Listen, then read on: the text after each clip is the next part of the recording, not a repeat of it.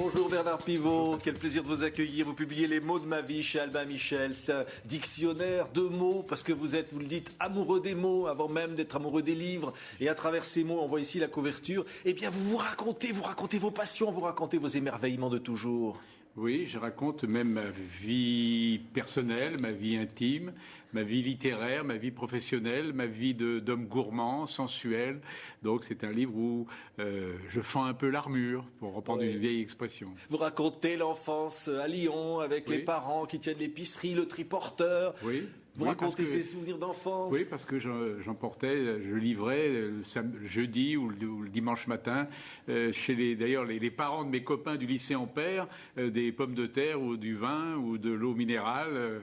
Et voilà, c'était mon destin. Ouais. Vous dites le destin, le hasard qui vous a porté tout le temps. Toujours. D'ailleurs, j'ai pas mis le mot chance, parce que le mot chance me suit toute ma vie. Et donc, comme très souvent, je dis que la chance m'a tenu lieu d'ambition. Oui. Souvent, je n'ai pas eu à tirer les sonnettes.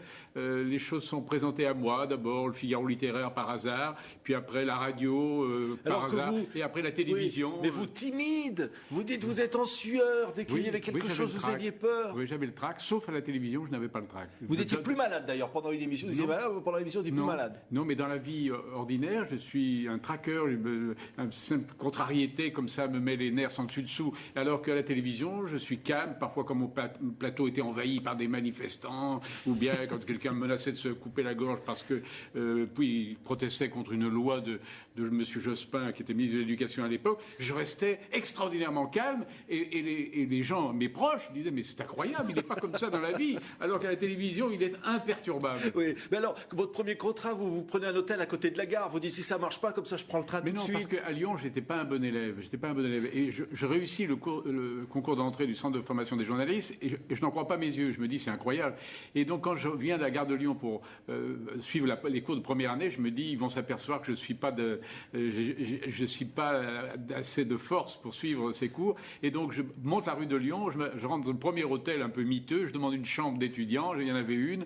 Et puis, je me suis dit, si ça tourne mal au centre de formation des journalistes, la gare de Lyon est juste derrière moi, 200 mètres, je repartirai pour Lyon. Alors on va bien sûr parler d'ouvrez les guillemets, d'apostrophe, de double jeu, de bouillon de culture. Mais d'abord votre enfance. Vous dites vous étiez alors dans les trains fantômes, un sacré coquin. Vous avec les filles pour. Oui, parce que j'étais timide et que. Les trains fantômes dans les vogues, comme on dit. Oui, la Vogue à Lyon, oui, parce que on montait dans les trains fantômes. La jeune fille avec moi avait peur et que moi j'avais peur de l'embrasser. Alors du coup elle avait une trouille terrible, donc elle se calait contre moi et donc je pouvais évidemment l'embrasser ou la caresser. Et surtout, ce que j'avais remarqué, c'est la présence dans le chariot d'un gratteur de tête, d'un type qui grattait la tête de la jeune fille pour lui faire peur. Il poussait des cris. Et un jour, un journaliste m'a dit, mais au fond, quelle est votre profession? Alors je faisais apostrophe. De ce coup, je lui ai répondu, je suis gratteur de tête. Je suis gratteur de tête et il m'a dit mais comment? Alors je lui ai expliqué l'histoire de la Vogue et je lui ai dit mais je gratte pas la tête pour faire peur aux jeunes filles, je gratte la tête pour au contraire accélérer la circulation du sang dans le cerveau, pour accélérer l'activité des neurones afin que les téléspectateurs soient enclins à lire et à se cultiver. Ça va être ça votre métier. Mais quel amour de la vie, parce qu'on parlait de l'amour des mots au début, mais d'abord l'amour évidemment des femmes, l'amour de la vie, les premiers baisers comme ça échangés. Oui, vous êtes un épicurien. Oui, parce que j'étais comme ça. Alors, beaucoup de gens savent que j'aime le vin, mais j'aime aussi la gastronomie. Et puis, j'ai eu beaucoup de sensualité, beaucoup de gourmandise. Et donc, je fais quelques confidences sur l'amitié, sur l'amour, parfois sur les joies de l'amour, mais aussi sur les chagrins, parce que j'ai eu des chagrins comme tout le monde, bien entendu. Vous êtes putain de mots, parce que vous leur en voulez quelque part, parce que vous avez pas toujours été un bon père, vous n'avez pas... Putain de livre.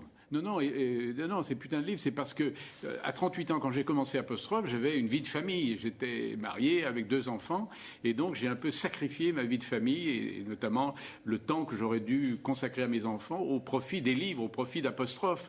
Et donc je fais une sorte de mea culpa vis-à-vis de cette famille. Oui. Et alors évidemment, c'est Apostrophe, après ouvrez les guillemets, et là, vous dites c'est une émission mythique, mais incroyable pour une émission littéraire. Il y a des femmes qui vous regardent, qui vous écoutent comme des disciples, qui cherchent à vous embrasser encore une fois, parfois. Oui, mais ça fait partie, vous savez, ça c'est la notoriété de la télévision qui est une notoriété un peu factice, hein, il faut pas. Et d'ailleurs, je m'en plains, je raconte que si j'avais descendu à l'époque les Champs-Élysées avec à ma gauche Lévi-Strauss et à ma droite Julien Green, c'est à moi qu'on aurait demandé des autographes et qu'on aurait photographié. J'aurais été honteux vis-à-vis des deux grands personnages qui m'auraient entouré, bien entendu. Oui. Alors vous dites maintenant, on vient me voir toujours quand il y a un écrivain qui meurt, et alors vous racontez, c'est savoureux, à la mort de Solzhenitsyn, vous êtes en voiture, vous avez votre téléphone portable. Oui, je reviens de Saint-Tropez, donc tout le long je m'arrête pour répondre à toutes les radios qui me sollicitent sur Solzhenitsyn, avec qui j'ai fait 4 émissions, donc évidemment j'étais l'homme qu'il fallait interviewer. Alors c'est vrai que vous avez passé un contrat avec d'Ormesson, le premier qui passe l'arme à gauche. Celui qui évidemment restera de nous deux va être emmerdé pendant toute la journée pour qu'il témoigne sur l'autre, ça c'est sûr, ça c'est l'évidence, voilà. Et je dis même plus loin, c'est que les journalistes ont tellement pris l'habitude de m'appeler quand un écrivain est mort, un écrivain évidemment de renom, que le jour où je mourrai, ils m'appelleront par une sorte de réflexe pour me demander des anecdotes sur le défunt. Vous vous prêtez au jeu du questionnaire. Le mot préféré de Bernard Pivot, c'est aujourd'hui. Oui, parce que vous êtes dans le présent. Oui, parce que je suis journaliste. Écoutez, franchement, hier c'est fichu, demain je m'en fous, mais aujourd'hui c'est le mot des journalistes. C'est un mot qui sent le café et le pain grillé le matin. On est plein d'entrain, plein d'énergie, et il y a une journée devant nous, et il va falloir l'occuper très très bien. Ouais. Bon, on prend un mot au hasard, saint. Parce que c'est beau, saints. Vous dites les saints, oui, on n'en voit plus, c'est merveilleux, c'est-à-dire le saint qui n'est pas érotique, c'est le moment délicieux, comme ça, qui vous rappelle évidemment des tas de choses. Ah ben non, mais parce que quand moi je suis d'une génération où il était interdit de voir des seins. D'ailleurs, les films où vous voyez les seins d'une femme étaient immédiatement interdits au moins de 16 ans. Donc je raconte que je suis allé voir L'Épave avec Françoise Arnoux, j'avais 14 ans, je suis allé la voir 3 fois parce qu'on voyait ses seins, enfin j'ai cru qu'on voyait ses seins parce que 30 ans après elle m'a dit c'était pas les miens, j'étais mineur donc j'avais pas le droit de me déshabiller. Vrai, vous alliez voir le film et puis elle m'était montré ses seins dès le début du film et puis une fois qu'elle l'avait fait, vous sortiez de la salle, c'était bien. Tous les garçons sortaient de la salle. D'un seul coup, tout le monde sortait de la salle parce qu'on avait vu les seins, qu'on n'allait pas revoir le film, évidemment. Bien entendu, ça va de soi. Non, les seins sont.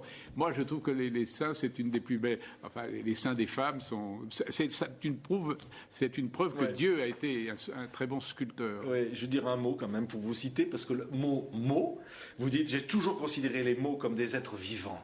Vous les avez aimés d'amour? Toujours, parce que j'ai commencé ma carrière de lecteur pendant la guerre avec un petit Larousse. C'était le seul livre qui était à ma disposition. Donc j'ai joué avec les mots, j'avais 7 ou 8 ans. Et donc, pour moi, les mots sont des êtres vivants. J'ai toujours vécu avec eux. Et d'ailleurs, ils m'ont bien servi à la télévision, à la radio, quand je les écris, avec le livre. Donc les mots sont mes serviteurs, mais ils sont mes amis, ils sont mes copains, ils sont parfois, je dirais même mes amours. Il y a des mots que j'aime d'amour. Vous racontez un moment, vous êtes au resto, alors là, c'est les 2 passions de votre vie, vous mangez bien, et puis vous constatez qu'il y a un dictionnaire à côté de la table, et là, vous allez embrasser le patron. Non, la patronne. Ah, la patronne. Non, la patronne. Je vais embrasser la patronne parce que je lui dis, ce que j'ai mangé était délicieux, mais ça, d'avoir mis les 2 tomes du Petit Robert à la disposition des clients, ça mérite un baiser. Merci Bernard Pivot. Les mots de ma vie est publié chez Albin Michel. Merci d'avoir été l'invité de TV5 Monde, qui est aussi votre chaîne. Merci beaucoup.